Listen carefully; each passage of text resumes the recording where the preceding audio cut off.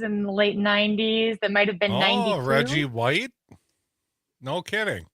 Yeah, I can't verify that, but that definitely is the urban legend that is out there, and I think it is true. When they announced there is a new zip area code in Madison, like we're out of 608 numbers, I bought up the URLs. So I'm banking on I don't even know what it is, 583 life being a thing someday. All right, coming up on 30 seconds. All right. Going to turn everybody off. No.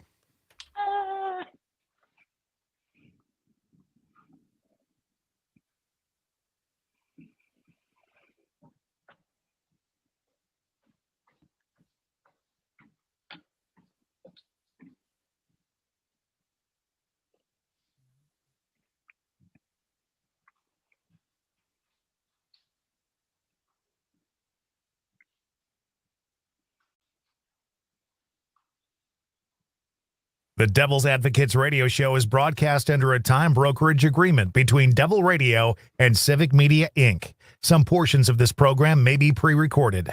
Warning, you are about to listen to the greatest radio show ever. And due to contractual obligations and to shield our airwaves and corporate licensees from any semblance of liability, responsibility, and gullibility, we must tell you the views represented on this show are not necessarily those of this station or its management. This radio show contains differing points of view on current political topics, and due to the nature of its contents, it should be heard by everyone. Thank you for listening. Now live from the Civic Media Studios in Madison, Wisconsin, where the political party is just beginning, welcome to the Devil's Advocates Radio Show. Friends proving it's never personal, only politics. Please allow me to introduce myself. And now, here's your hosts, Dom and Crute. Welcome to the Devil's Advocates Radio Show. Thursday, that makes it Friday Eve, Dom. Celebrating the working people out there in the great state of Wisconsin. And we've got a fine guest in the happy hour, Charles Franklin, New Marquette University Law School polling, national polling at 5. And we got a fine guest right from the top. Welcome our friend, Dr. Kristen Lyerly, who I think's got a big announcement she made today. Hey, fellas. Hey there. Thanks for having me today. Well, thanks for joining us. I understand you've had a busy day. Perhaps the worst kept secret in politics, Kristen.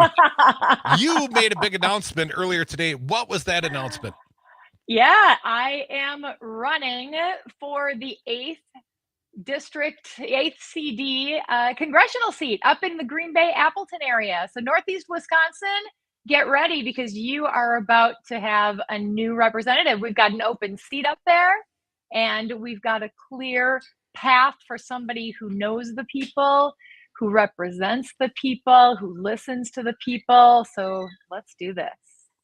Kristen, I got to admit, we had our pal, the former mayor, Jim Schmidt, on election day. Yes.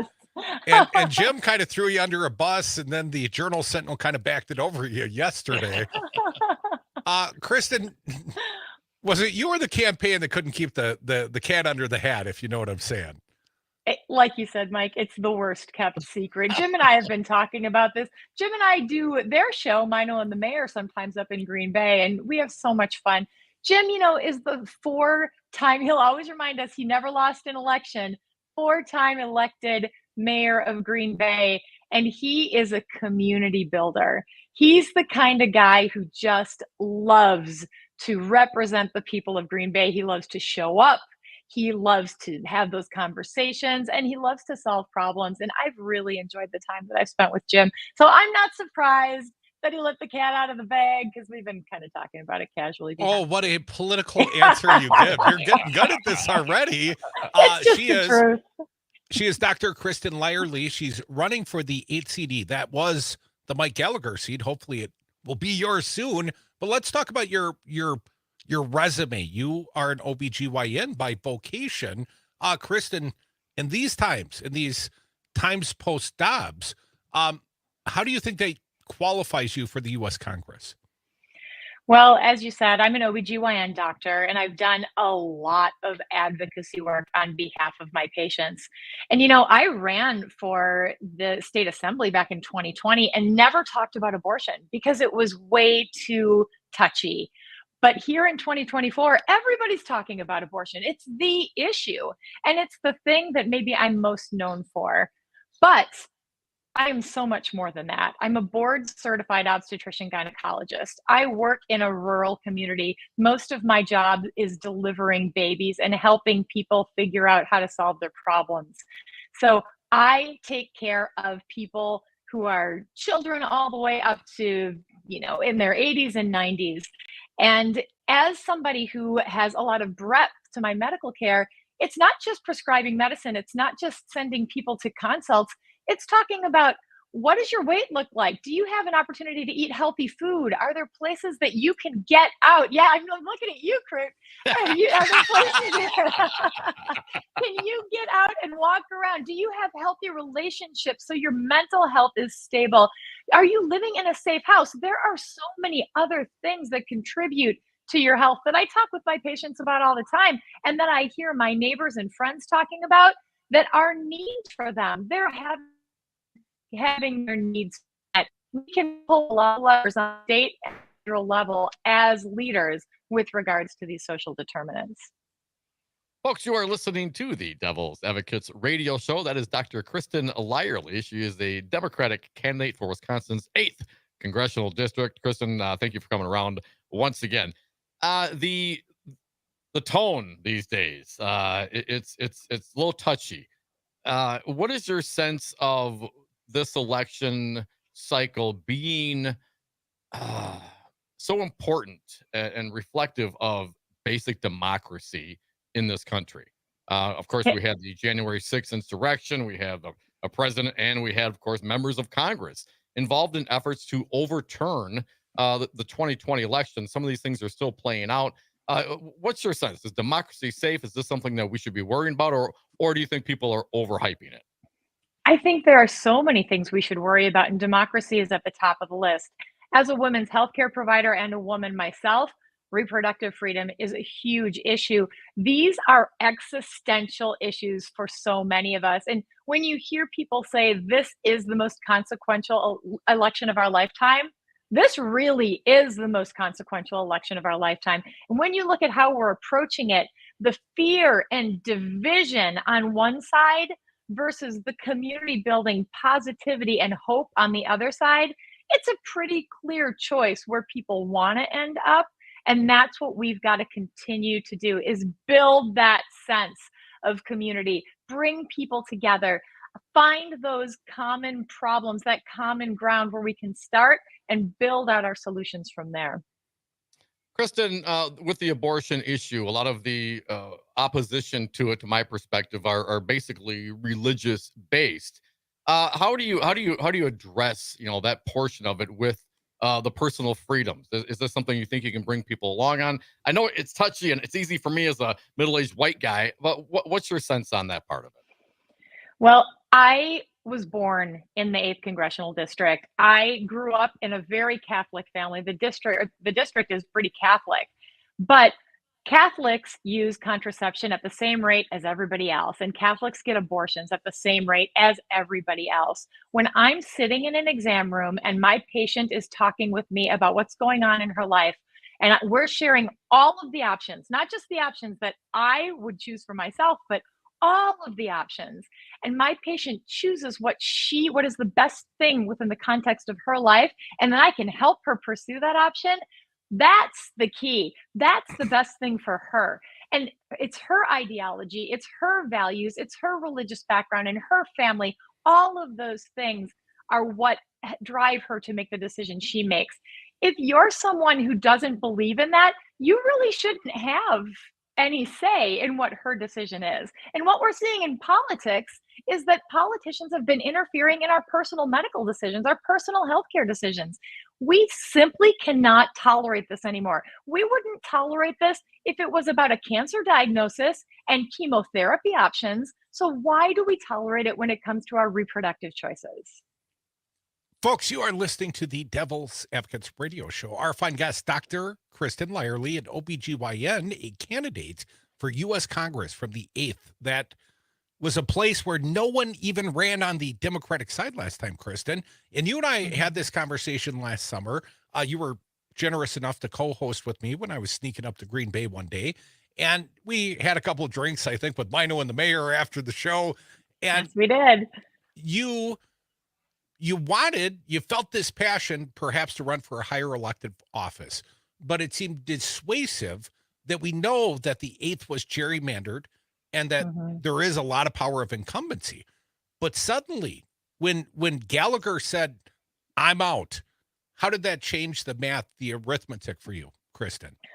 So I would back up all the way to COVID when I first ran for assembly. And I ran not because I wanted to serve in the assembly, but because I wanted to make a difference. And when I lost that race by 4 points, I got involved in the Fair Maps movement. And I got involved in Governor Evers' reelection campaign. And I got involved in Janet Protasewicz's campaign. And things started to move in a very positive direction. And then we discovered that we were going to get new maps. And there was hope. And so we started building this deep bench of candidates. People were stepping up and saying, I want to be part of the solution. And that's always been my goal. I want to be part of the solution. Where do I fit? And as all of the seats, all of the candidates started to divvy out once we knew what the maps were, it became clear that this was the best place for me. So here I am. And man, I am so excited. That path is right in front of us. And all we have to do is pull all of our people in, all of our people who believe in democracy, who believe in personal healthcare freedom, who believe in freedom. That's our path. She is Dr. Kristen Lyerly. She is running for the U.S. Congress. And Kristen, looking from Washington, D.C., a long ways away, they're going to say this is not a competitive race. And I would say, au contraire. I am so intrigued by your candidacy. I mean, when we talk about the best and the brightest, Kristen, I think you are amongst the best and the brightest I know. And when the contrast is probably going to be Andre Jacques, could be Roger Roth, but I think it would be State Senator Andre Jacques, who is anti-abortion, anti-vax, anti-democracy, wrote a letter to the vice president on January 5th of 2021, asking him to not do his constitutional duty. Well, that's your probable opponent if no primary opponents here. And I think, Kristen, you've got a good chance of winning the primary. So you win the primary, you go up against Andre Jacques. I think this is one of the most intriguing races. How do you beat his ass? Well, don't forget about Alex Brusowitz, who's coming out of Florida and has a lot of mega support. I think it's going to be a bloody Republican primary, but we're just going to keep community building and working together. And that's why we are going to win. Kristen, to win, you're going to need some money. How do people support your brand new campaign? How did they get behind your candidacy? I'm so glad you asked. You can go to Kristen for Wisconsin. That's Kristen with 2 I's. And you can sign up to volunteer. You can donate.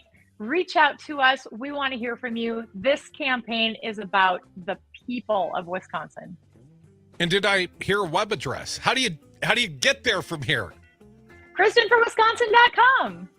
Okay, I wanted to hear it twice. I'm a boomer, you know. I think you called me fat. Now you can call me fat and inattentive. Dr. Kristen Lyerly, she is amongst the best and the brightest. Learn more about her campaign. Kristen, good luck out there. I know you got a big weekend ahead. Thank you, Kristen. Thank you, Mike and Dom. More Devil's Advocates. 844-967-2789. Phone lines open for you. Toll free.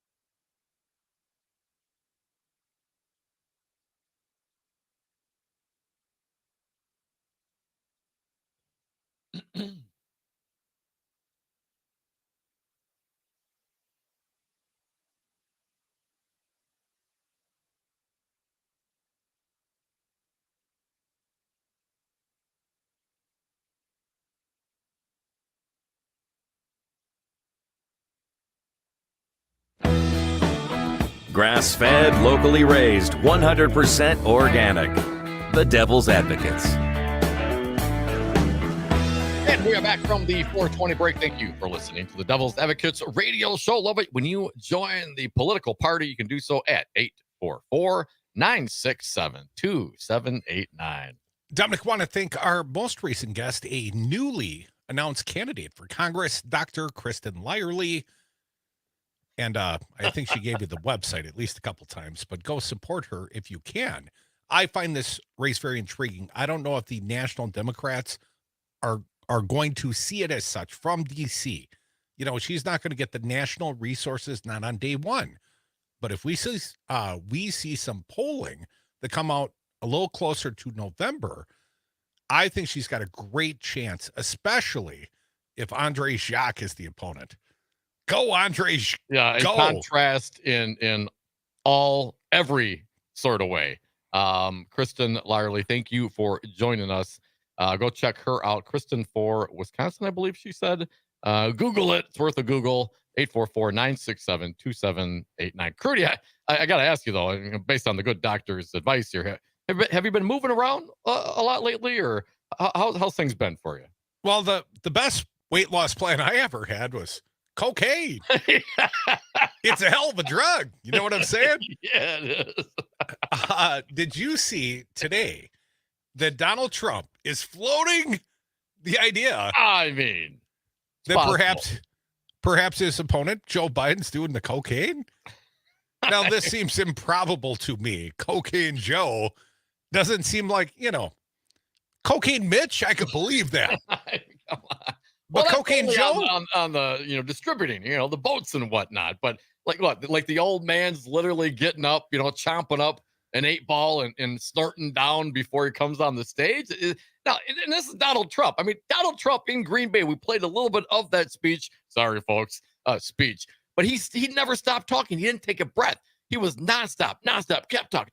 I'm like, really? You're going to be the one to judge somebody else's drug habits?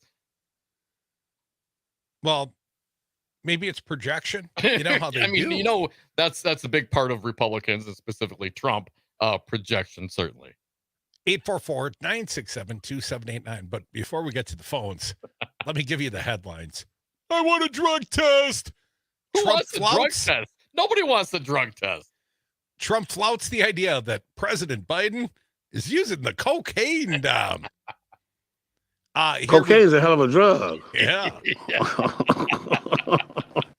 Former President Donald Trump floated the possibility that President Joe Biden was using cocaine when he delivered his State of the Union address this year. I felt like it was appropriately paced, not like super speeded. Say hello to through his friend. teeth.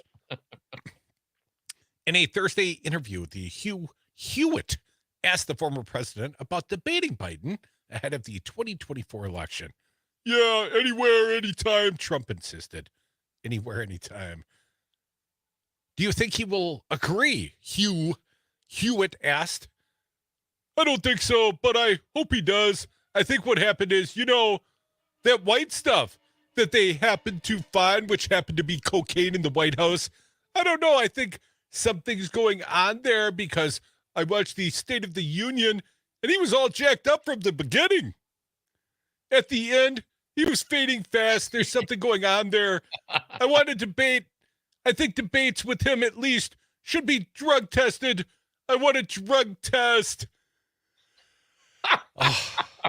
I mean, this is unbelievable. I mean, that's totally believable, this guy. Hugh Hewitt seeking clarity, as a good interviewer will. And also Hugh Hewitt. Mr. President, and, that's what he calls Trump. Mr. President, are you suggesting President Biden's using cocaine? I don't know what he's using, but that was not, hey, he was higher than a kite. And by the way, It was the worst address I've ever seen. State of the Union, I'll tell you. State of the Union. That's not State of the Union because he doesn't represent us properly. Yeah, because that's a logical statement of sorts. Those are words. Well done. Man, woman, camera, television. Wait, there's one more small excerpt from the former Dom that I can tell you, but he's obviously being helped some way because most of the time he looks like he's falling asleep, and all of a sudden he walked up there and he did a poor job, but he was all jacked up. Yeah. Come on, man. So if I'm reading between the lines here, he's being helped in some way. That help was apparently cocaine. So Donald Trump is saying cocaine helps you. That's Cocaine what helps is you. a hell of a drug. Yeah. Well, that's what Don Jr. tells him. I mean, Now, we've noted a few times, Dom, and I hate to speculate, because they're old men. I can't see either one of these guys doing cocaine. It wouldn't be good for your heart. But how many times have we seen, former president sniffs a lot? oh, I mean, a lot. Yes. He does that quite a bit. That is something that Trump often does in front of microphones. It's quite obvious because he's often amplified when he's doing the heavy, trying to pull his palate back into the back of his nose. Now, I'm not saying the man's doing cocaine, Dom, but I'm just saying I've seen a few times where he's all jacked up. 844-967. 2789. John from Boaz. John, you'll be first today if I can get there. Welcome to the show. What do you got for us, John? Hey, John. Yeah, great. They named an island after you, Dominic, and maybe it'd be good vacation. In the Caribbean. What's it But called? I would like to. What's Dominic's island The island called? of sexy men? I heard it was Epstein's no, it's island. pretty close, Oh, though. God. Sandy Beaches? How's that? Sandy Beaches? Right. Dominic, the Republic, or something like that. I would like to bring up a history lesson going back 10 or 20 years to UW La Crosse, History 201. Uh-oh.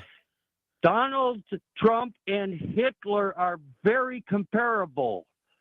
My opinion, I'm a history professor, but the Trump and Hitler are both the biggest bullshitters in the BS. 844-967-2789. There is a lot of false statements presented by both Donald Trump and the mass murder that was Hitler. I think there's certainly some similarities with the love of authoritarianism, the love of fascism, the false bravado, the engagement of Christianity for nationalist purposes. The calls for mass deportation? Yes, I mean, there's certainly a lot. Professor John, thank you for your contribution today. Thank you indeed. 844-967-2789. Come on back. It's still a political party up here. I hear Joe's bringing the cocaine. We're gonna be up all night, man. He's coming to Madison Monday, man. Is he a mule too? Is he gonna bring all the party to the town? I wonder if that's how the Trumps did it. They fly on Air Force One. Don Jr. would hop on. They could just as easily turn around and point a finger at Hunter. But to point a finger at Joe, that just doesn't make sense to me. How many 80-year-olds are blowing down in the back right before they come out? I mean, come on, wouldn't it be an amphetamine pill or something along those lines? Like old school? I mean, wasn't it actually the Trump White House that was accused of having the, Dr. Feelgood, Ronnie Jackson, giving away They all the demoted drugs? the guy for being a peddler. Try all the drugs. More devil's advocates. Cocaine's a hell of a drug.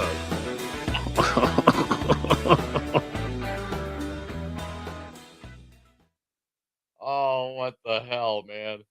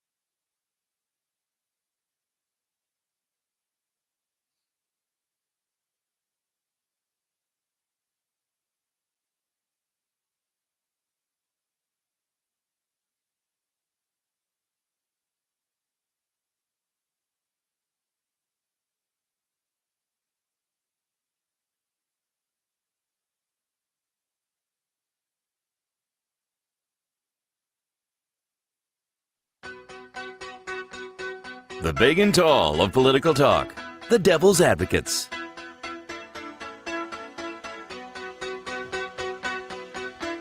Welcome back to the Devil's Advocates Radio Show, the Thursday edition, Friday Eve up in here. It's a happy hour, Dom. It'll be a happier happy hour at 5 when our pal, pollster extraordinaire Charles Franklin, joins national polling after 5 o'clock. And we'll take your calls up until then, 844-967-2789.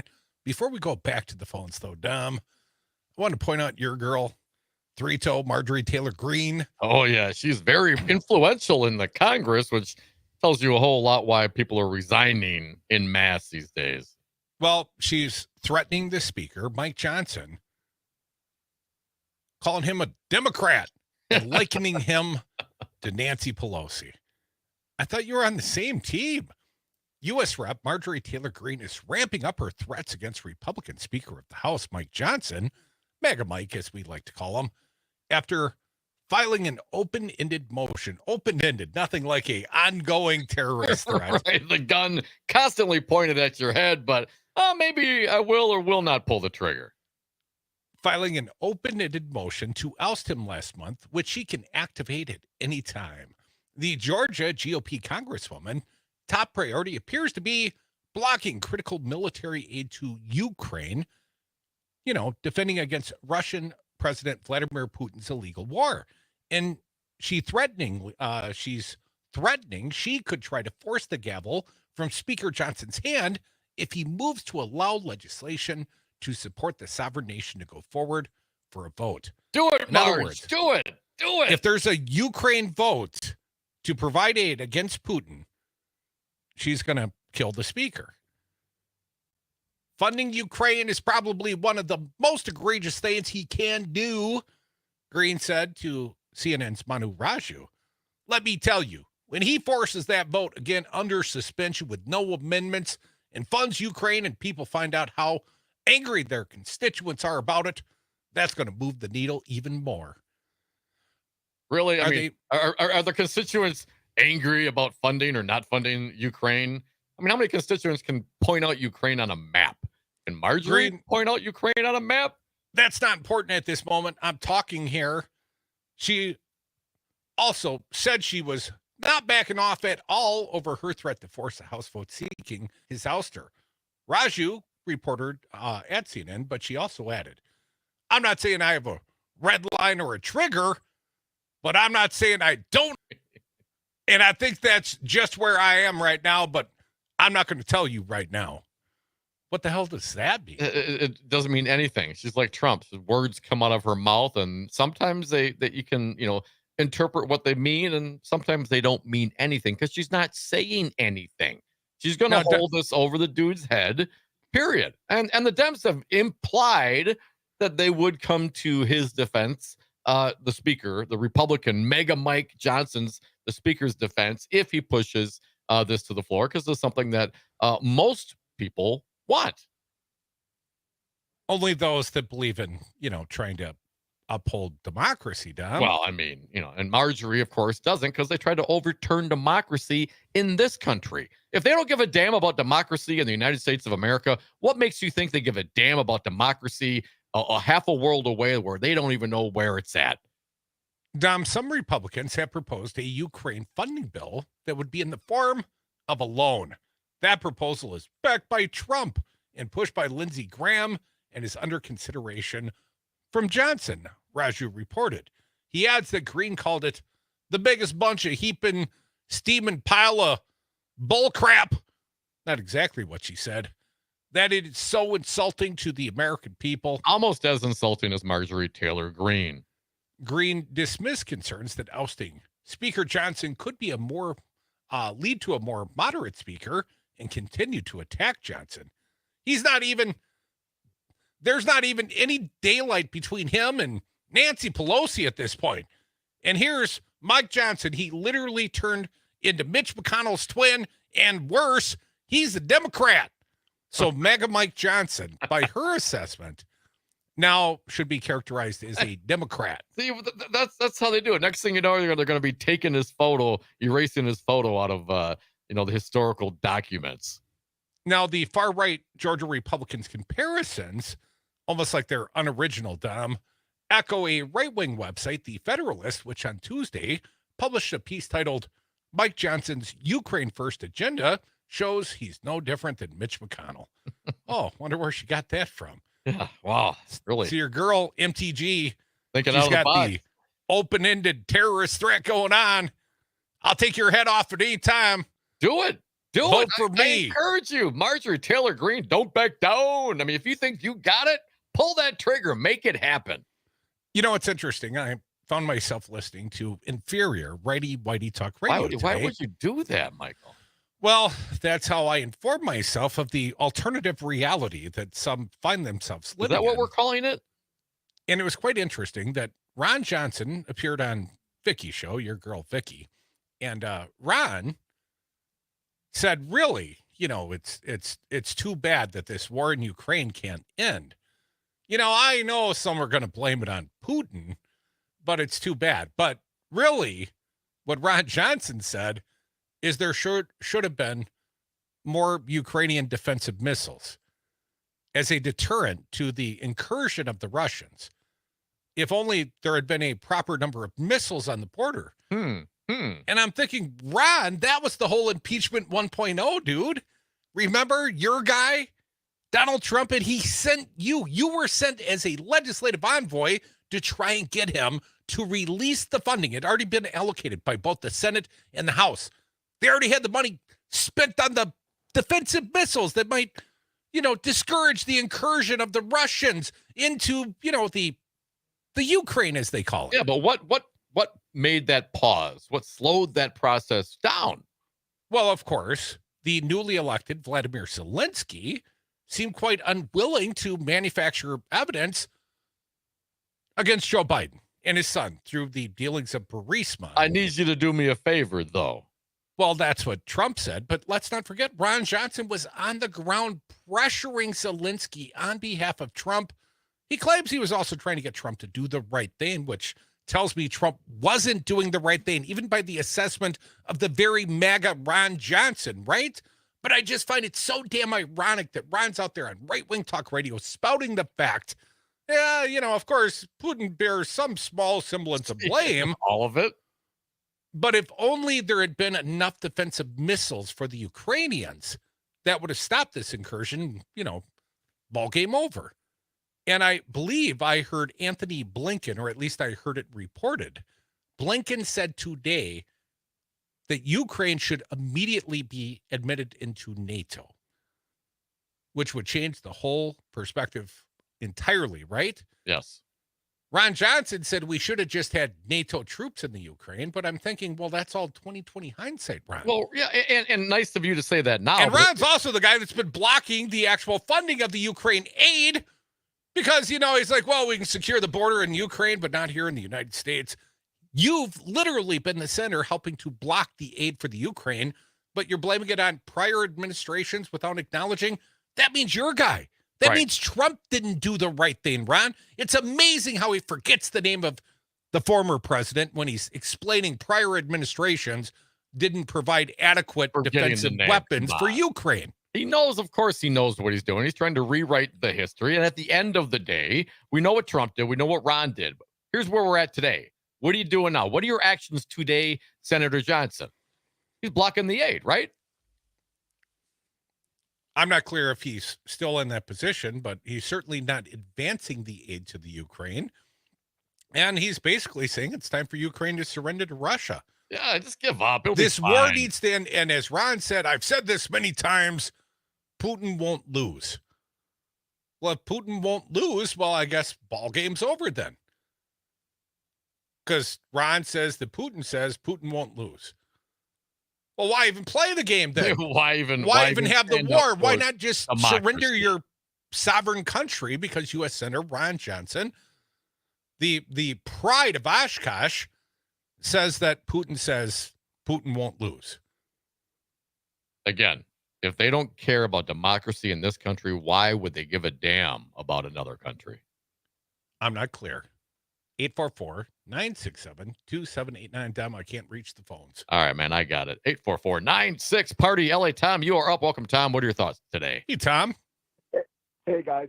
First off, we the people ultimately are the government, and we must not forget that. Everyone get out, register to vote. Vote for Kristen Wiley if you're in her district.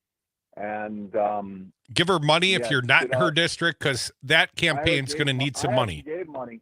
Excellent, Tom. You're a good guy. I love Kristen. But what I want to say is, again, if the Republicans are spewing it, they're doing it. If you want to know what they're going to do next, they tell you right away. So when Donald Trump talks about cocaine, well, I guess he's telling on himself once again that he does cocaine. It's a very, very simple thing. If we all get a little more in tune to it, whatever they say that someone else is doing, they're doing it. First off, I don't think Democrats are that creative to come up with these things, to do these things. That's why. What things? Hang on. Like accusing a president of doing cocaine? Those things? What are you talking about? Yeah, exactly. That, and then things like, they're going to, what else did I say the Democrats are going to? Democrats are going to take your guns. I'm sure if the Republicans got in there and the authoritarian leadership, the guns would be gone. Democrats are going to take you to war. Oh, there we go. Republicans take us to war. Whatever it is that they say that Democrats are going to do, that's what the Republicans end up doing. It's just they tell on themselves before anything ever even happens. So I would just, voting. Oh boy, there's so much voter fraud out there. Who are the ones that get caught with voter fraud? The Republicans. So I just hope everybody realizes that whenever Donald Trump talks, he's really telling on himself.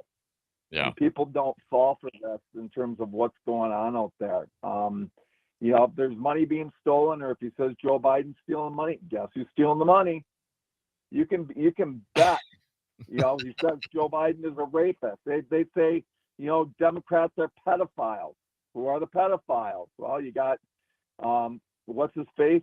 Tom, I hate to cut you off, man, but if you're going to start enumerating all the Republican pedophiles, we're going to need more than 3 hours. Well, and if you're going to stay in point, and I agree, lots of projection, Tom, no question about it. Well, the question is, I get that, you get that, Crute gets that. Do his followers? Does anybody else get that? 844-967-2789. And if they do, they seemingly don't care. Dick from Madison, you're next, Dick. Happy days, man. What do you got for us? Hey, Dick. Well, he doesn't hide anything. The fact of the matter is okay. You remember back 50 years ago when Richard Nixon declared, "I'm not a crook." Well, now Trump wants to be the crook. There was an interesting article. Opinion I have yet to hear him declare, "I am a crook." Well, he does. That would be himself to Al Capone quite a bit. Yes, right. I was just getting to that, Tom. It's exactly what he's been doing. Is talking about how he's a lot like him. And then how about this? I wasn't aware of this. They were selling pieces of the suit that he wore for the mugshot, cutting it up, selling them for $4,000, and then you could have dinner with him at Mar-a-Lago. And then right out. I'm pretty sure you could buy a piece of that flag he humped on stage that one time too, Dick. Well, he'd have enough for at least 5,000 people with the lard ass he's got. But anyway. Then right out of the box with Comey, I demand loyalty. He talks like a gangster, and he's apparently making these references all the time to liken himself to Al Capone. He talks about, he was tough, and he'd blow your brains out if you look at him the wrong way. Hey, you say that again, you're going to be sleeping with the fishes, Dick. Hey, forget about it. A friend of mine or a friend of ours? You're a friend of ours, Dick. Appreciate your call. 844-967-2789. You think he's going to be able to, cut up that orange jumpsuit and sell it for cigarettes? I do see he's been apparently having meetings with Bonesaw. Bonesaw, yeah, the guy that killed Khashoggi, or at least okayed it, the prince of Saudi Arabia. But that's just about money. Probably not any criming at all being discussed. Of course not. I mean, come on. Think that's possible? Saudis? Trump? Priming? No. 844-967-2789.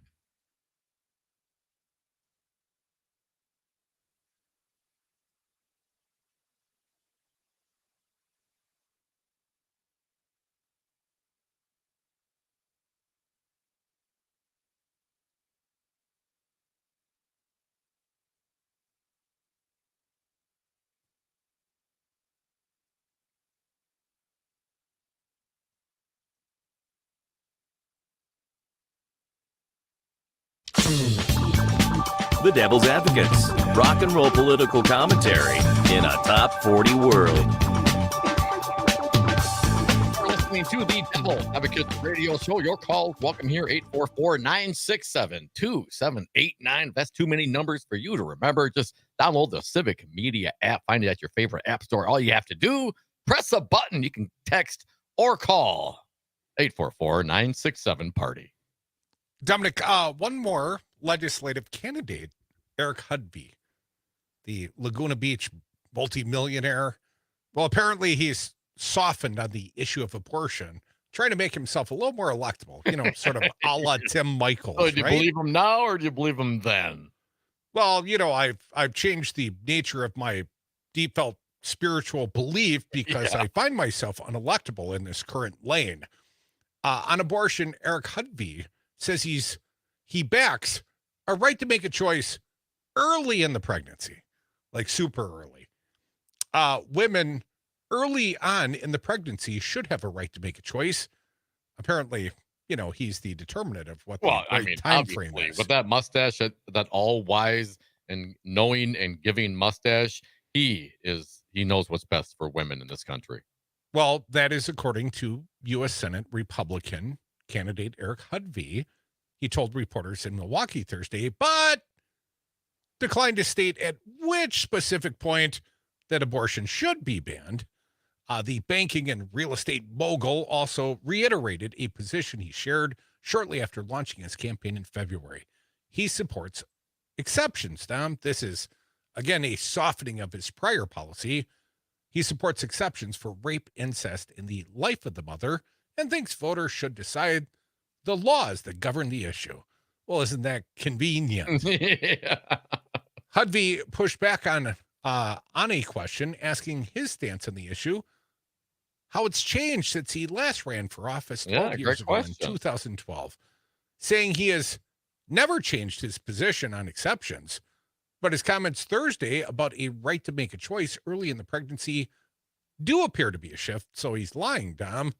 At that time, Hudby said he was totally opposed to abortion.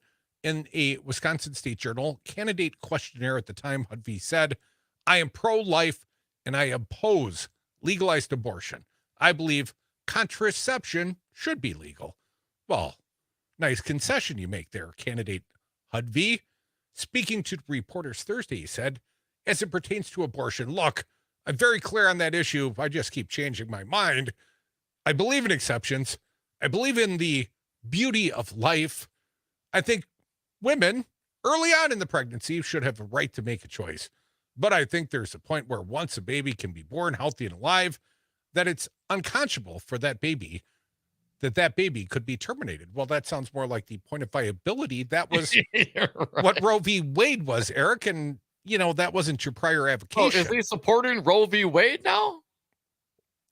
Dom Hudby's first run came a decade before the U.S. Supreme Court overturned its 1973 Roe v. Wade decision, which legalized abortion nationwide. In its ruling in Dobbs v. Jackson women's health care, the Dobbs ruling effectively put back into place in Wisconsin an 1849 law completely banning abortion, although a Dane County judge in December declared the ban does not apply to consensual procedures. I think we need resolution on that point for the sake of women in the state. And the issues of abortion, contraception, and fertility treatments have been at the forefront of the races in Wisconsin and throughout the country since the High Court's 2022 ruling. Hudby aims to deny Democratic Senator Tammy Baldwin a third term. Good luck with that, sir. Baldwin has been a staunch supporter of abortion access. Here is her campaign statement. Tammy is a fighter for Wisconsin women. That Wisconsin's women can always count on to defend our reproductive freedoms, according to her campaign spokesperson, Jackie Rosa. Now, following the Alabama Supreme Court ruling that could limit the availability of in vitro fertilization, her campaign said, Tammy is going to keep working hard to ensure no politician or judge can stand in between a woman and getting the health care she needs. Hudby on Thursday also reiterated his support for access to IVF and fertility treatments, which he initially confirmed after the Alabama decision. Well, could ya? fertility treatments. Obviously, I want anybody that wants to have a child, of course. Birth control, yeah, it's just the women that don't want to have the children. Those are the ones that don't have any that he control wants over their to body. force to have the children. Birth control, if a woman wants access to birth control, gets access to birth control, I have no problem with that. How quaint. How nice of him. Yeah, it's really nice. Yeah, I really, really appreciate that, Mustache Man, that you have no problem that women access birth control. We certainly appreciate your allowances and understanding. Speaking for all the women everywhere, because I'm a middle-aged man, you're welcome. Well, he does point out, Hudby points out, the candidate noted, well, he does have 2 daughters and 3 grandchildren. Well, that qualifies him on all issues, does it not, Tom? All he's got to do is be on the radio next. And he will always lean towards life and the beauty of life. But at the same time, I think we should, again, come together, find reasonable ground. That hasn't been your position up until now, sir. He noted that Western European countries tend to ban abortion somewhere between 12 and 15 weeks. I believe early in a pregnancy, a woman should have a right to choose. And I'm not going to pick that time. I think it's put back I think it should be put back to the voters of Wisconsin. I think we need to do a referendum in the state. Sounds like Ron Johnson, doesn't it? And everybody should have the right to vote, and we'll come together as a state. Now, if it was a people's referendum, I'm down, my man, because I think Florida is going to be in play this fall, and Florida has not been in play since Obama was on the ticket. And why is it in play? 2 issues. Abortion, in light of the Florida Supreme Court basically instituting the, 6-week abortion ban, I believe it was. Maybe it's 15, but I thought it was 6-week abortion ban signed into law by Ron DeSantis. And upheld and then by turned the Florida around, Supreme Court. And turned around but said the voters should have a right to vote on this via referendum. And also, Don, one of your favorite issues, legalized marijuana is going to be on the ballot in Florida in the fall. Now, do you think that might motivate some young voters? Abortion rights, which the state Supreme Court just took away from you, and your governor is more than willing to sign away for you in the state of Florida, and legalize marijuana. And they actually have medicinal. Ron DeSantis signed off on medicinal marijuana. And he also apparently made really big friends with lots of marijuana people. You know, Lev Parnas, Rudy's buddy. You know what the campaign finance law violations were about? Giving money back to try and establish cannabis licenses. Lev was in the weed business, and Ron DeSantis was right there with him. Crazy, crazy stuff. Just ahead of my time, Crute. 844-967-2789. You were always so far behind that it's almost like you're early for tomorrow.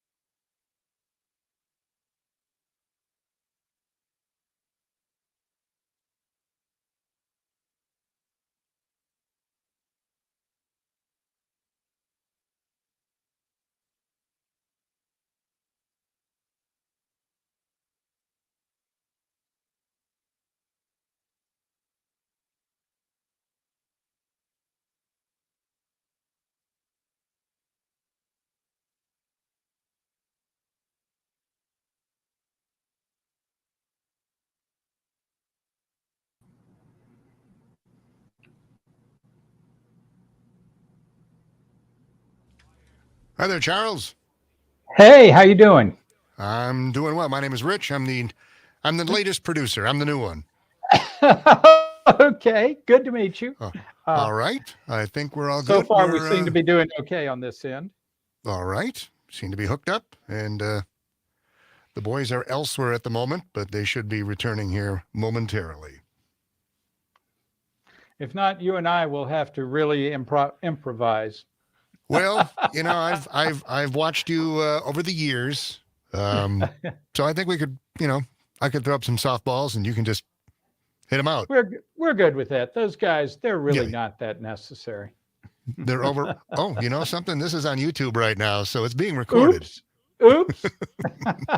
I didn't mean that, fellas. Oh, well. You're great. You're fantastic. Say whatever you want. Just keep the 4-letter words out of it. Good to know, though. All right. And we're coming up on 2 minutes. It'd be nice if they showed up. They'll be here. Yeah. I'm not too worried. Anything surprising in the new polling information? It's a little closer. Biden is ahead with likely voters, tied with registered. That's a shift. Trump has been ahead for the last 3 polls. So a little change there. Not a big change, but tight. All right.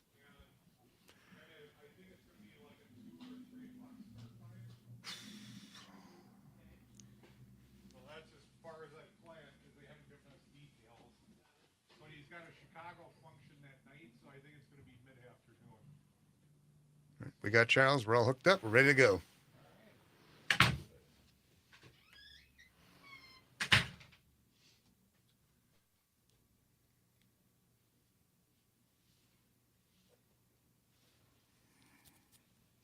I got your mic on, Crute, if you want to say something to Charles.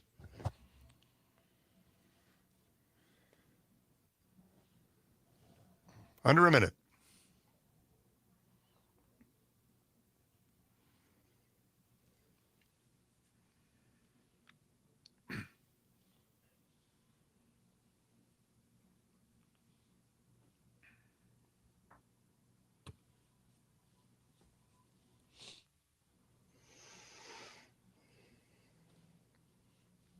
All right, turning the mics off.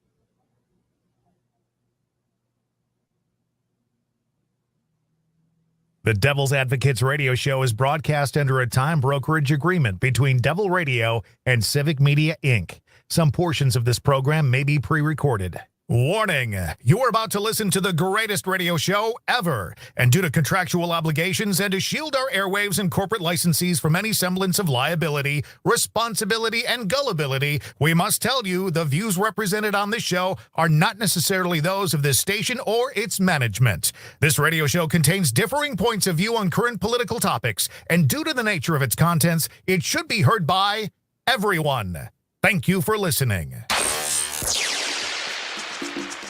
Now live from the Civic Media Studios in Madison, Wisconsin, where the political party is just beginning, welcome to the Devil's Advocates radio show. Friends proving it's never personal, only politics. Please allow me to introduce myself. And now, here's your hosts, Dom and Crute.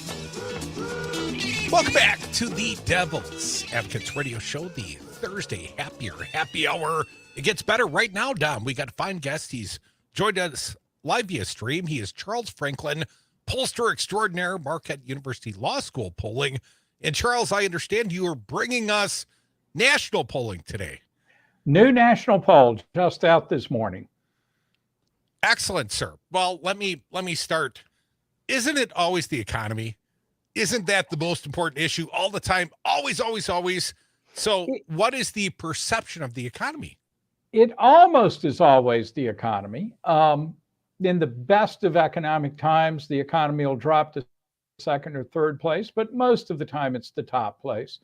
Views on the economy here nationally remain more unfavorable than favorable. Having said that, the percent of people saying the economy is excellent or good has moved up by more than 10 points since the fall, and the percent saying it's in poor shape has declined. So we are on an upward trajectory, but still the balance is more bad about the economy rather than good. And it certainly hasn't reached where it was prior to the pandemic in 2019. Well, Charles, obviously 2024 is an election year. We're talking about, Dom and I were just discussing candidate Eric Hudvey. We helped introduce a new candidate for the U.S. Congress, Kristen Lyerly, an OBGYN. And we talked a lot today about the fact that there will be clear contrast on abortion policy. What do the American people, at least those you polled this time, Charles, what do they currently think about the issue of abortion post Roe v. Wade, post Dobbs? There remains a very large majority that say abortion should be legal in all or most cases. That's 70% who say that this time. 30% say it should be illegal in all or most cases. The one thing that's changed there a little bit is the percent saying illegal in all cases has gone down a little bit since the Dobbs decision. The percent saying legal in all or most has edged up just a little bit as well. And Charles, did your polling try to discern whether or not the electorate actually knows where these respective parties stand on the issue of abortion? No, we haven't asked that question. We have asked whether Biden or Trump would do a better job handling the issue of abortion policy. That's one of the issues in which Biden has an advantage. He gets about 42% saying he would be better, but 33% say Trump would be better. But then a pretty stunning 25% say they'd both be about the same or neither of them would be good on the policy. So there, and for some of the other issues, we see maybe 1 in 4 voters who don't yet perceive a big difference between the two candidates.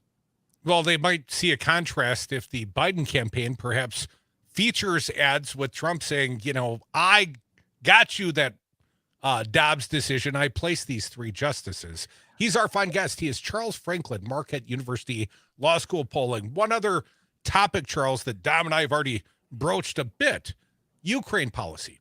And obviously there's some opposition amongst Republicans, apparently, to providing additional aid, foreign aid to Ukraine. Charles, where do the American people stand? Too much, too little, just right? Where's the porridge? 36% say we're giving too much aid to Ukraine. That's up a little bit, but the party difference is more striking. We've been asking about this question for a while now, since the war began, and we have seen Republicans develop a small majority that say we're giving too much aid, while Democrats, it's very few who say we're giving too much aid. Independents, though, are a little iffy on the question of aid. They've got a fair percentage, not as high as Republicans, but a pretty high percentage saying too much aid to Ukraine. That's shifted so much since the invasion first happened.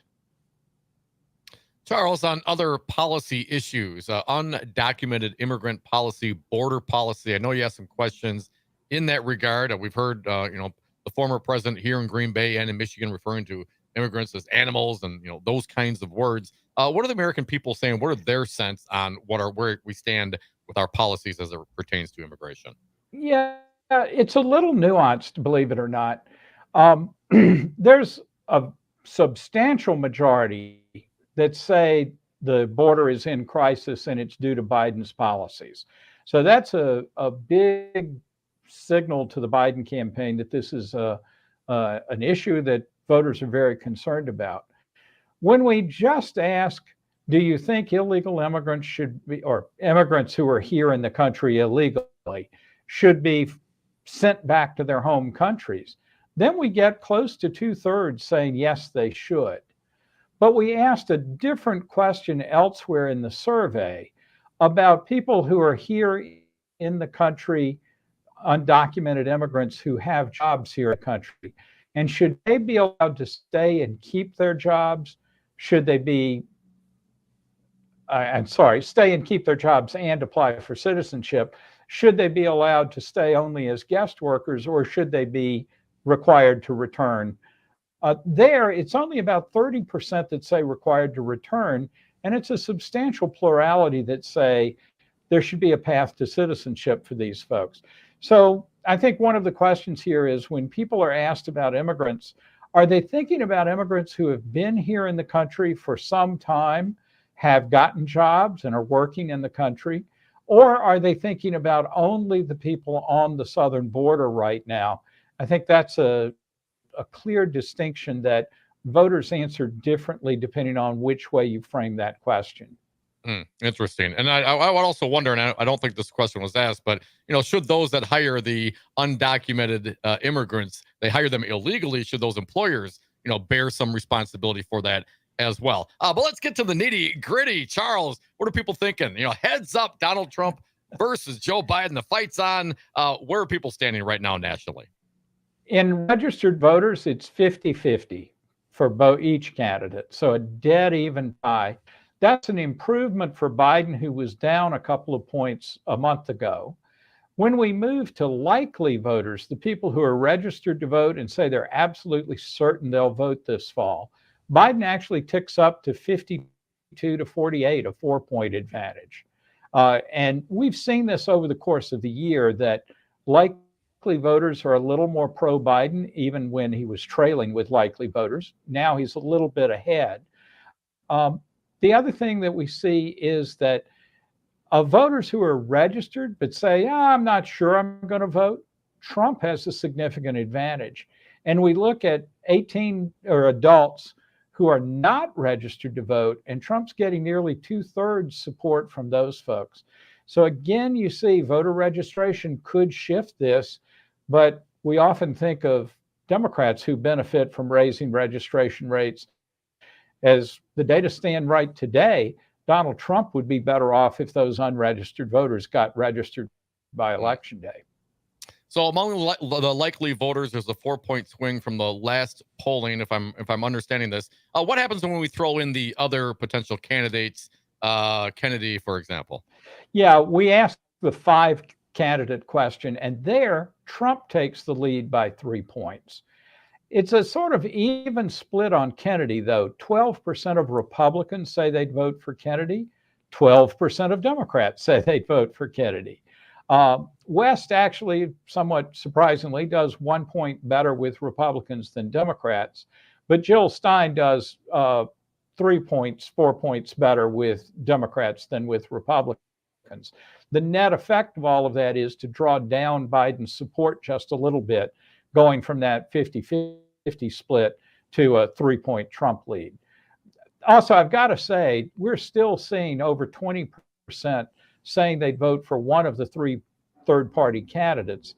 That would be an extraordinarily high third-party vote for national elections. We'd have to go back to Ross Perot in 1992 to find a third-party candidate that came close to that. He got 19%. But normally we're seeing nationwide third-party candidates under 5%, often under 4%. So right now, the support for these third-party candidates is unusually high. I think that reflects disaffection with both Biden and Trump within their parties, and also especially with younger voters and independents. Charles Franklin, pollster extraordinaire, for a few more minutes. Charles, the knock on Biden, he's old. The knock on Trump, to my opinion, he's corrupt. Which is the worst albatross? I know you polled on both questions. Yeah, and it sort of depends on how bad is bad, I guess. 55% say too old to be president describes Biden very well. That's about where he has been recently, and it's, he's not getting any younger. But with Trump, it's 42% that say he's behaved corruptly. And it's nearly 50% that say he did something illegal in the aftermath of the 2020 election. So those two things are Trump's burden to bear. Age is Biden's burden. But then there's one thing that I think really stands out, and that is only 17% say Biden has a strong record of accomplishment as president, And 28% say that about Trump. So this is where the campaign could make a difference. But so far, it hasn't really moved Biden's numbers on his accomplishments, something that undoubtedly irritates the campaign a lot because they think they've done a lot as president. I'm sure they do. And Trump did have those tax cuts that one time. Charles Franklin, pollster extraordinaire. Always appreciate you coming around. Charles, when will we see some Wisconsin polling? 2 weeks, the 17th. Ooh, excellent. April 17th. So hope We'll we look can forward to squeeze in having a you. few minutes together that day. I hope so as well, because that'll be right after tax day and right after, apparently, Donald Trump goes to trial. I'm wondering if a conviction might shift the numbers, at least here in the great state of Wisconsin. I would hope so. But, you know, let's not get ahead of ourselves. Charles, thank you very much. See you in 2 weeks, my friend. Great. Take care. Thank you, Charles. Folks, we are the Devil's Advocates. Phone lines open. Join us, 844-967-2789.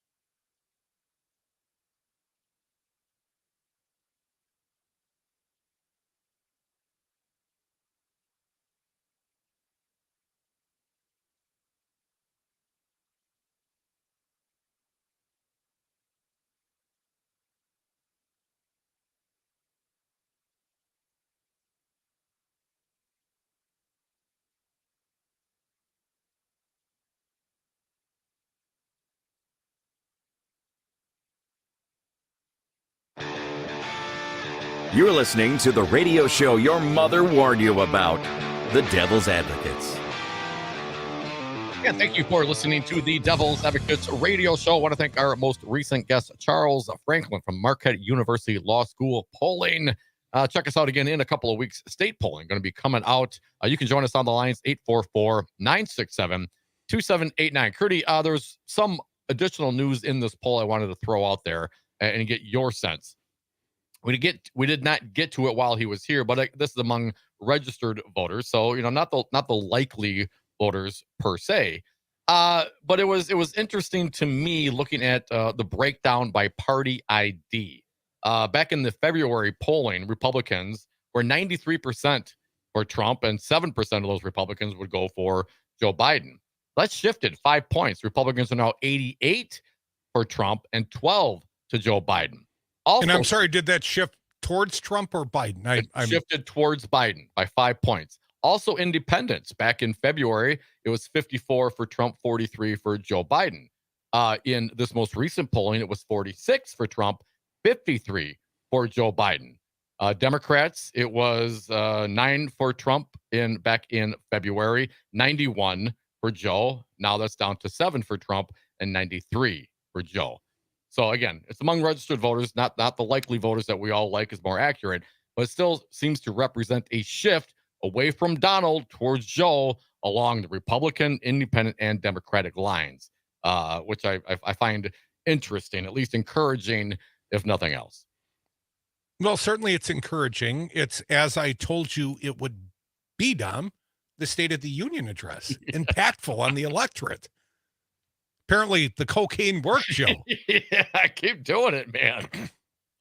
844-967-2789. Dom, I'm having a hell of a time with screens over here. Help me out. I got you, man. The original Claire, you are up next. Happy Friday Eve, Claire. What do you got for us? Hey, Claire. Hi, Devils. Hey. Hello, Claire. I wanted to talk about immigration for a moment, if you don't mind. Sure. Let's do it. You know that Trump said in Green Bay he wanted to deport every single immigrant, right? Mass deportations, and he's calling it Biden's border bloodbath. Right. Well, do you realize, you guys, what that would do to the U.S. economy? Do you know how many of those people are working their butts off for good old U.S. of A? Well, I know For there's a example, dairy industry that relies upon immigrant labor here in the Heavily. state of Wisconsin. Very heavily. Absolutely. And meat processing plants, poultry plants, harvesting in the summer, hotels, restaurants. You look around, pay attention, you'll see a lot of Hispanics working their butts off. Very cheerfully, I might add. That's been my experience with them. You know, it's funny to me Very because I'm familiar, and I go up north almost every weekend now, and I go hang out occasionally at sort of a Trumpster bar, and there's a Latino clientele that comes in there for a certain period of time each weekend, like I do. They like their fish, they like their beer, and they're very welcoming of this Latino clientele. Of course, the small business owner likes the money in his till, right? But the actual personal experiences of almost every Republican, even the Trumpster Republicans, well, the Latinos, the immigrants that you've actually known, where are they like, oh, they work so hard. They're such good family people. They do so many things right. But that's not as they're characterized. It's always a caravan on the way, and they're always terrorists when you hear them described by Sean Hannity, and occasionally now Donald Trump has picked up on this very harsh rhetoric. A bloodbath? I mean, it's almost like he's trying to desensitize what a bloodbath is. And your girl, Vicki McKenna, I told you I listened in earlier when Ron Johnson was bemoaning the lack of defensive Ukrainian weapons. I wonder why they don't have enough. Vicki is saying, you know, we should do away with the spring elections. Let's stop pretending they're nonpartisan. We need more bloody knuckle politics. I'm thinking, yeah, that's what this nation lacks for. Bloody knuckle politics. More of that, Vicki. That's a terrible idea, Vicki. 844-967-2789. Well, she's Claire got terrible ideas each and every weekday down the dial. A little inferior righty-whitey talk. Appreciate your call, Claire. It's not just the immigrant labor here in the state of Wisconsin. Remember, Crute, I don't know if I ever told you this, but when I was a young lad, I worked on a dairy farm. My neighbor's dairy farm, man. And it's a big I work construction, and that's hard work too, just for the dairy record. Farm versus living on a dairy farm. The reason I was working on the dairy farm, because the youngest of the 15 kids my neighbors had, he wanted nothing to do with it. He was a year older than me, so once he turned 18, he was out. And they needed someone to backfill. So I was already a helping hand, so I stepped in on a daily basis to get up at 5 o'clock in the morning every morning, my senior year of high school, go down my neighbor's house, help milk the cows for a couple hours before I had to come back, shower, and head off and drive up to school. Hard work. Hardest to ever work, man. Never want to work that hard again in my life. Love doing radio. And now the dairy industry here in the state of Wisconsin relies heavily on undocumented migrant labor, period. And as I mentioned to Charles Franklin in the last segment doing the polling on immigration, I'm very curious to know those who are polled in this country about what they think about the immigrants. Well, certainly when immigrants have jobs, the American people, well, they're a little more, apt to want to let them stay versus if they don't. That's the thing. Well, of course, they wouldn't have jobs if it weren't for people hiring them. And those people that hire them, many of them know they're hiring undocumented immigration labor. So, but they get away with it. They can, knowing that they can pressure the labor, they can work them harder, they can, hang that over their head to get more out of them, which is not a great thing. Like my policies, you want to get deported? Right. That's that. And I would also just want to mention this. It's not that, just the farm labor and the slaughterhouses and the meat packing and all those kinds of things, all the jobs that Americans don't want to do anymore. It was also filling potholes on a bridge at, 3 o'clock in the morning. You know what I'm saying? Those cats that died in the Baltimore bridge collapse were all of Hispanic origin, to my understanding. Who amongst us are getting up and doing a job filling potholes on a bridge in the middle of winter or late or early spring in all hours of the morning? Not many folks. So yeah, people take a breather when you talk about that. Don't listen to Donald Trump and Vicki McKenna and all these efforts to desensitize us to the violence that what they want to instill upon the immigrant labor, the mass roundup and deportations. If you did that in the state of Wisconsin, you're going to have dairy farms folding because those cows don't get milk. They get mastitis. It's like cottage cheese coming out of those udders, and it's undrinkable. It's just it's asinine to practically think what would actually happen if these policies came into place. So get over the racism and understand what is really actually happening. Out of the Marquette University national polling, Charles Franklin brought to us undocumented immigration policy. 47% strongly agree with the statement that Biden administration policies have created a crisis of uncontrolled immigration in this country. 22% agree somewhat with that. I hate doing math on the radio, Dom, but that equals 69. Yeah, big percentage.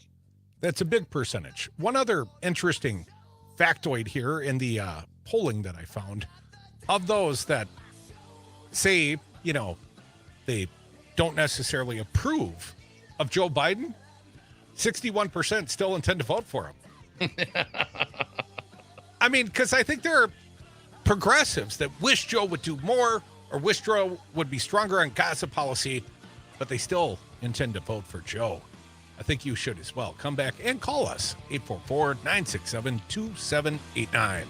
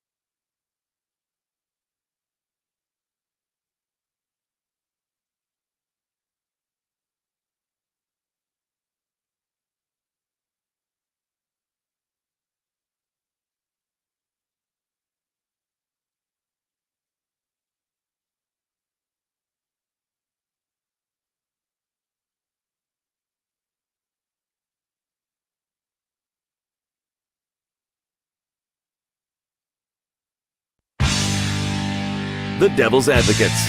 So relevant, they have one foot in tomorrow. Welcome back to the Devil's Advocates Radio Show, the Thursday, Friday Eve happy hour, rolling through it. And Dom, a few third-party headlines. You know, this could be pertinent. I saw you put up on the Devil's Advocates Facebook page, Axios reporting No Labels has ditched their plan for a 2024 third-party ticket. Oh, Crute, they never even asked you. If nominated, I will decline. If elected, I will not serve. No, they did not ask me. Apparently, they asked Chris Christie, maybe Joe Manchin, a few others considered. They had ballot access in many states. I'm sort of glad to see that this effort has died. And here's a new one, although, of course, it's being deflected and blamed on others. RFK Jr.'s campaign has called January 6 defendants activists, stripped of their rights, according to the Washington Post. Wow. Well, they're certainly activists, and perhaps they were stripped of their rights because they, were criminals and they broke the law. That'll happen, but sure. Callers, be patient. We're going to get to you in just a minute. A little of the coverage from the Post. Independent presidential candidate Robert Kennedy's campaign told supporters Wednesday that those facing charges in the January 6, 2021 Capitol riot are, and here's a direct quote from a email solicitation, activists sitting in a Washington, D.C. jail cell, stripped of their constitutional liberties. Well, you do some criming, that might happen to you. Yeah, man, Crute. Dom, I do know, because I did some criming and I did some timing. Kennedy's campaign used the language in an email urging his followers to sign a petition calling for the release of WikiLeaks founder Julian Assange. In the email titled, "We Must Free Assange," the campaign compared those jailed for their actions on January 6 to Assange and Edward Snowden, a former National Security Agency contractor who leaked information about the top secret U.S. surveillance programs and is now living in Moscow. And the campaign claimed Thursday that Kennedy didn't approve of the wording in the email, claiming error on a contractor. Contractor. Boy.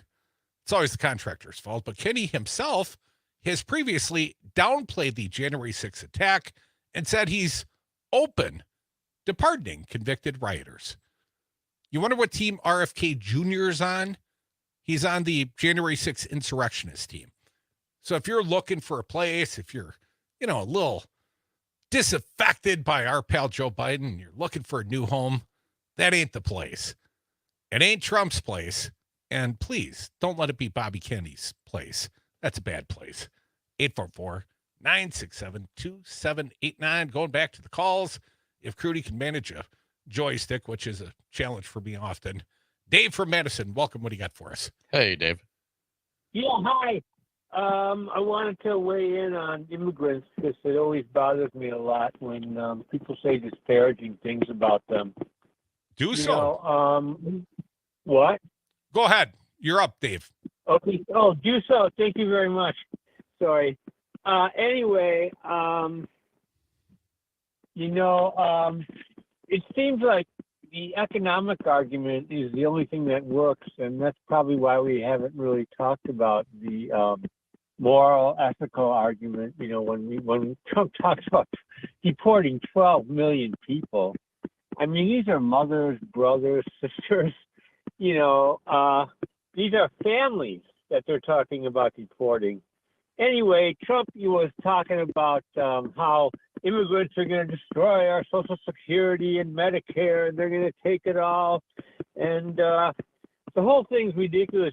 We have about 60,000 people every single week, the baby boomers that have started to retire. And those 60,000 people, there's going to be another 60,000 every week for several more years.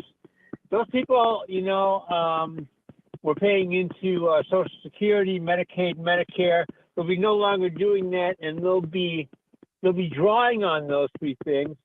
And yet we have this godsend of over 150,000 people at the border that we're turning away. It's really astonishing. Economically, they're indispensable. 40% of the S&P 500, approximately 40%, were founded by first-generation immigrants. Did you know that most of the Silicon Valley startups today have at least one immigrant founder. They win 25% of the Nobel Prizes. That's first generation immigrants. They perpetrate much less crime. So with every immigrant, our chance of being a target of crime decreases. They have 3 times the entrepreneurial activity of Americans, and I can go on and on and on. Before you do, Dave, where are you sourcing all this information from, man? We like to quote sources. Well, okay. I get my information. I can just say I don't have a list of where I got this all, but I get it from a variety of sources. The New York Times, the Washington Post, Reuters, Deutsche Welle, Politico. You forgot the Devil's Advocates, Dave. Maybe you're going to get to us. Thanks. Dave, there are a few others waiting, so appreciate your contributions. Quite a list. 844-967-2789. And at least the things he claims he's reading, he didn't give me the Sarah Palin. I read everything. Well, he kind of did, but then he enumerated them, and that's much more than Sarah ever did. Chris from Rice Lake, listening perhaps on the tap, 93.5. Welcome, Chris. What do you got for us? Hello, Chris. Good afternoon, gentlemen. Hey, these Republicans, they don't care about, they talk about all this immigration stuff. They don't care. They're just going to lower the age of what, when kids can start working. Maybe they can start working these kids in factories at like 8 years old, like it was in the 1910s. I got a 17-year-old. He's not going to go work hard. I mean. Oh, yes. Oh, hey. Well, we might have to. I think he's lazy like his old man, Chris. He's looking for a path, maybe college, because I don't think a lot of Americans have the same work ethic. I'm just speaking for my family. We don't want to work our asses off like Americans used to build this nation. Chris, I've worked many hours, but not laboriously, not digging a ditch or doing damn hard work. And I don't think my kid wants to either. And I know Dom hasn't done any hard work since working on a farm in high school. I told you to stop picking on Dom. I told you to leave the poor guy alone. I worked construction in high school, and while he was sleeping until 5, I was in the van by 4:30, Chris. Oh, Chris, come on, man. He works one summer, and I never live it down. I was summertime for years. Then I was every day for my entire senior year, man. You know what a bummer it is to get up at 5 o'clock in the morning before you go to school? Come on, Crute. Hey, Dom, you asked a question before about, are these people that hire these immigrants illegally, are they going to get away with it? You live in Milwaukee. You don't have to look any further than Palermo's Pizza. I mean, what they did to those workers because they wanted to join a union. I mean, it's a dirty shame. And I haven't bought a Palermo's Pizza since then. So. Hey, and speaking of pizza, Crute. Who's talking pizza, man? But go ahead. I like pizza. What was that? When are you bringing back the pizza guy? Oh, Pizza Box Mike. You act like I got some sway around here. You need to talk to the pizza chefs, because I am not the chef. Pizza Box Mike, I look forward to having him on the show. There were a couple of times we've tried to arrange him to be a Cub reporter out in the field. He's done that for us many times through the years. But in terms of programming around here, I don't know if you know this, but I don't work here, Chris. So you'd have to direct those questions to Catherine Lake or Sage Weil. 844-967-2789. Before we get back to the lines, just a headline here from Bloomberg. I saw this last month. Here's what Bloomberg says. Immigration to boost U.S. GDP by $7 trillion over the decade. Migrant surge will lift demand and increase the labor force. CBO also predicts a $1 trillion increase in government revenues, according to Bloomberg. I mean, we need the immigrants. We need more customers. We need, what they say in Animal House, we need the dues. We need the tax dollars. We need the Social Security dollars. We have a gentrifying workforce, an aging workforce. A lot of people are going to be working into their 70s in this country. Well, they're not going to be detasseling the corn and mowing the hay and digging the ditches. Probably, Dom, we're going to need some, strapping immigrant labor to do a lot of that kind of work for the next generation. 844-967-2789. A differing perspective, that of a conservative, usually reasonable. Mark from Sussex, welcome back. What do you got for us? Hi, Mark. Good afternoon, gentlemen, and thank you again for taking my call.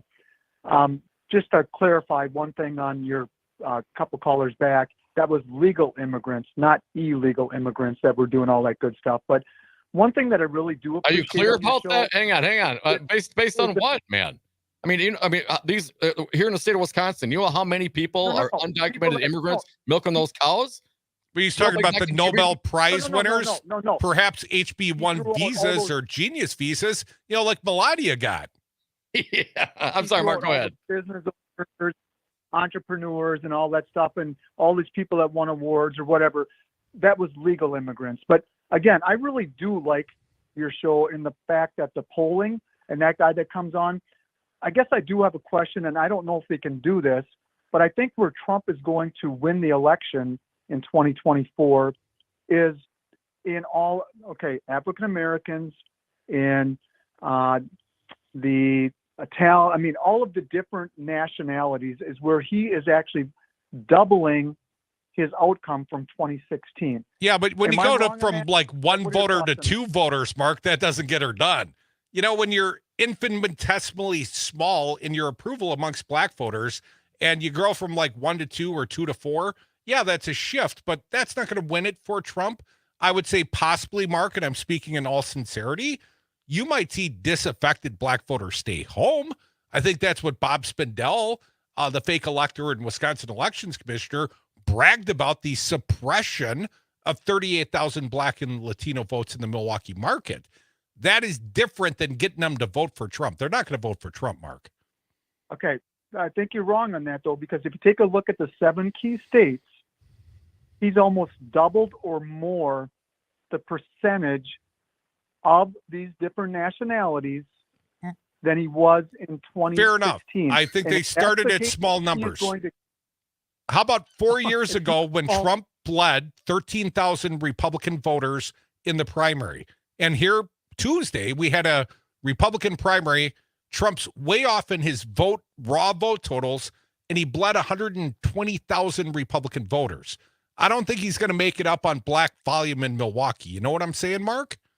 That primary, I heard that the other day, and I just started laughing because that has nothing to do with what's going to happen. Why such the great differential between 2020, when Trump only bled 13,000 conscientious vote for someone else or uninstructeds, and this year it's 120,000? You don't think that's a shift, a monumental shift in the electorate? No, because again, you said 76,000 people voted just for Nikki Haley. Yeah, exactly. Okay. Trump only won this state when he won by like 21,000 votes, Mark. Okay, but let's just say he gets 50% of those, and then he turns over 50% of African Americans and 50% of all the other nationalities. That's going to be a huge win for him. Well, when that happens, Mark, I'll buy you a steak dinner. But how about this? When Joe Biden wins Wisconsin, you buy me one. Burger King it is, my friend. Home of the Whopper. Oh, come on, man. It's not Whopper Wednesday. Thanks for the call, Mark. But Crute's going to be on a diet by then, according to Dr. Lyerly. Maybe a Whopper Jr. Thanks for the call, man. 844-967-2789. We only got a minute left in this segment. Callers, be patient. We will get to you next on the last segment. And I think the percentages, to Mark's point, if you increase from 1% to 2%, that's a 100% increase. Yeah, but it's not the numbers behind it are what really is going to impact. And I don't know what policies Donald Trump is out there, promoting that's going to attract the African American. Oh, that's right. That apparently they're very fond of the sneakers, according to Trump.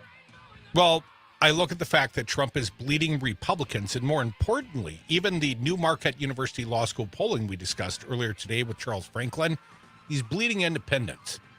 Those are the swing voters. If Trump can't win independents, Mark, your goose is cooked, and I'm eating burgers, man. And that's prior to the trials. Folks, come back with us, 844-967-2789.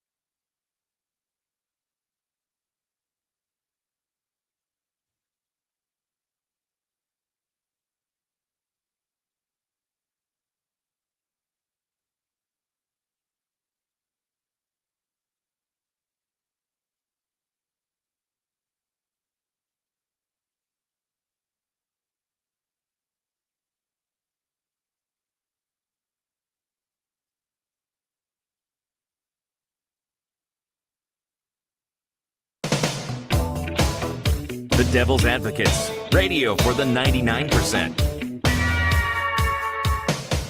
Thank you for listening to the Devil's Advocates radio show, our last segment of the day. So if you got something to say, hit us up right now on the lines at 844-967-2789. Make sure you stick around. Busted Pencils coming up next.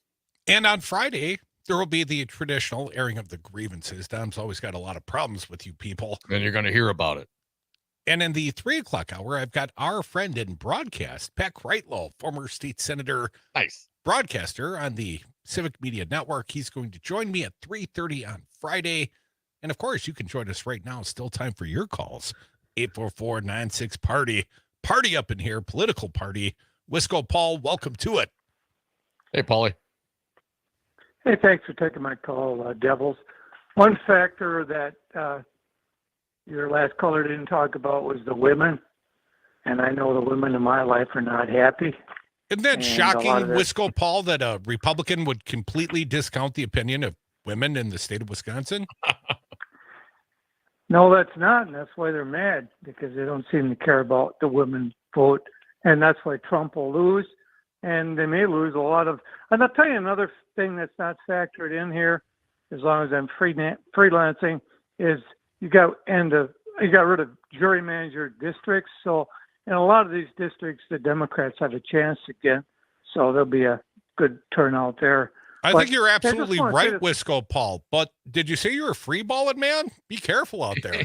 I think the fair maps will absolutely create voter interest. I mean, if your vote starts mattering for a change, and it hasn't for like 12 or 13 years, not in the legislative races, you might get a lot of down ticket voters getting out there that I don't care if you're in love with Joe Biden or in love with Donald Trump. You should go out there and vote for your state electeds. Sorry, Paul. Please 100%. continue. That's 100% correct. I might be free balling spotted cow, but that'd be it.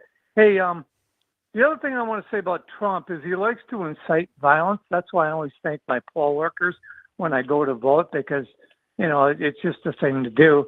Not slap him in the face and call the votes are fake and stuff like that. Anyway, he likes to incite violence, and then he stands back and watches it and hopes it goes his way, just like J6. And when it don't, the people that he incited go to jail and he walks away. And if you look at his cabinet or anything he's involved with, that's his MO. He uses other people, and then when it doesn't go his way, he doesn't know them anymore. So they all become coffee boys. He's like a pyromaniac watching the fire he started. Oh, certainly. It's a lovely fire. I make the best fires. Thanks for the call, Paul. 844-967-2789. If I recall from some of the testimony, like Trump was watching this on TV, he had the door open so he could hear the hustle and bustle, let's call it, of the J6 insurrection for over 3 hours. The guy did nothing while his supporters beat the hell out of the Capitol Police and desecrated our Capitol. But yeah, that's totally fine, Kennedy. You should what? You should pardon everybody. It was just people inside the velvet ropes, right? Ron Johnson. I mean, the gaslighting and BS that's coming out of people's mouths regarding this is continues. And that's why I want to continue to push back on it. Don't take it, folks. When they say that, you push back. 844-967-2789. Go ahead, Crute. So what I hear you saying is Trump really likes a good time. Yes, I guess. Cam from Nina, you're up. Welcome. What do you got? Hey, Cam. Not only was there desecration of the Capitol, there was defecation in the Capitol. Right. There you go. There you go. A little scatological. Snuck her in. Go ahead. Why haven't I heard the argument get made yet that the only way to stop an illegal with a gun is to get our own good illegals with guns? Well, be careful what you wish for, Cam, because the state of Texas is trying to posse comitatus. They're trying to deputize half the state and make it illegal and give state people, empower them to arrest quote-unquote illegals. I read an article very recently, though. One guy's Italian. He was walking down the street. He didn't have his papers with him in that he's Italian and couldn't prove he was a U.S. citizen. How'd you like to have a nice tan and get deported? Yeah, not too crazy about the idea of some weeaboo in Texas carrying around a katana because they have open sword laws too. I think as of 6 years ago. It's not great. It's not a great idea to have them patrolling the streets. It's so disingenuous that they're even complaining about this when they don't even care about dead children in schools. Well, they're upholding constitutional rights, the important ones, the Second Amendment, your right to live. Well, that's secondary to the Second Amendment. Collateral damage, I guess. Thanks for the call, Cam. Before we take that last caller, I want to point out, I saw some national polling coming out. This not public polling, some dark money polling. And you know what? The Second Amendment, way down on the list. And I don't mean the Second Amendment, but the right to bear arms. About 54% support. Things like free speech, closer to 90. 844-967-2789. If Texas is going to start arresting with who they perceive to be, quote unquote, undocumented illegals, what are you going to do? I mean, how does that work exactly? If they're already in the state, no, not at the border. I'm talking if someone's, 100 miles in. How do you know where they came from? Where are you going to deport them to? Where are you going to hold them in the meantime? The whole thing is just asinine. Let's get to Jake from Eureka, California. Jake, it's Jake. You will have Welcome. the last word today, Jake. What do you got? Okay, so it's no surprise those racist Republicans are trying to bring back the slave patrols. I don't know. I guess hillbillies need a job too. But, speaking of the Republicans, they're going to get destroyed in November, okay? The polling industry is circling the drain just like the Republican Party is. They're not taking into account in these polls that are clearly inaccurate what the young person voter turnout is going to be. They're undersampled in all these polls.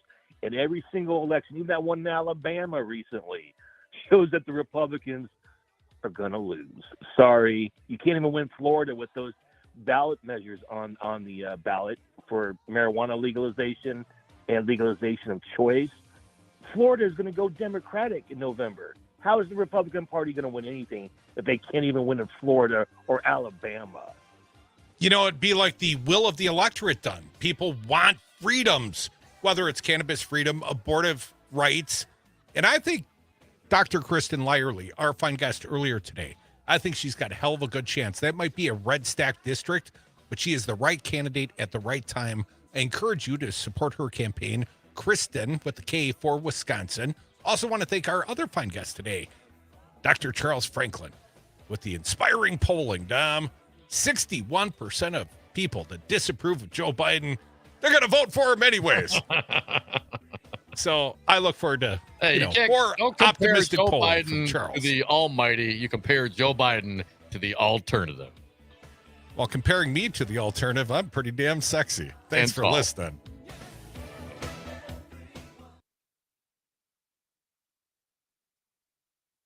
All right. Thank you, Rich.